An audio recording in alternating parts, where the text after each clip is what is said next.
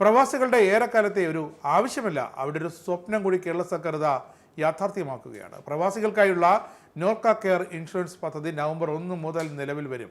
അതിന് തുടക്കമായി പ്രവാസികൾക്ക് 2025 നവംബർ 1 മുതൽ സമഗ്ര ആരോഗ്യ ഇൻഷുറൻസ് പരീക്ഷ ഒരുക്കുന്ന നോർക്ക കെയർ പദ്ധതിയുടെ ഗ്ലോബൽ രജിസ്ട്രേഷൻ ഡ്രൈവ് സെപ്റ്റംബർ 22 മുതൽ ഒക്ടോബർ 21 വരെ നടക്കും. ഇതിനു മുന്നോടിയായി ഓരോ മേഖലയിലെയും ലോക് കേരള സഭ അംഗങ്ങൾ, വിവിധ പ്രവാസി സംഘടനാ പ്രതിനിധികൾ എന്നിവർ പങ്കെടുക്കുന്ന പ്രീ ലോഞ്ച് യോഗങ്ങൾക്കും തുടക്കം കുറിക്കുകയാണ്. അബുദാബി, ദുബായ്, ഷാർജ എന്നിവിടങ്ങളിലാണ് ഈ യോഗങ്ങൾ.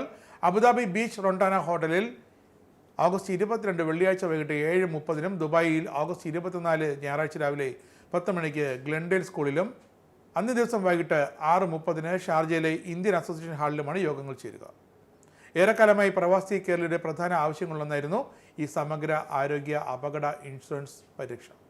പദ്ധതി നടപ്പാക്കുമെന്ന് ഇക്കഴിഞ്ഞ 4ാം ലോക കേരള സഭയിൽ മുഖ്യമന്ത്രി പിണറായി വിജയൻ നടത്തിയ പ്രഖ്യാപനമാണ് ഇപ്പോൾ യാഥാർത്ഥ്യമാകുന്നതെന്ന് Norka Roots resident vice chairman P Sreeramakrishnan പറഞ്ഞു.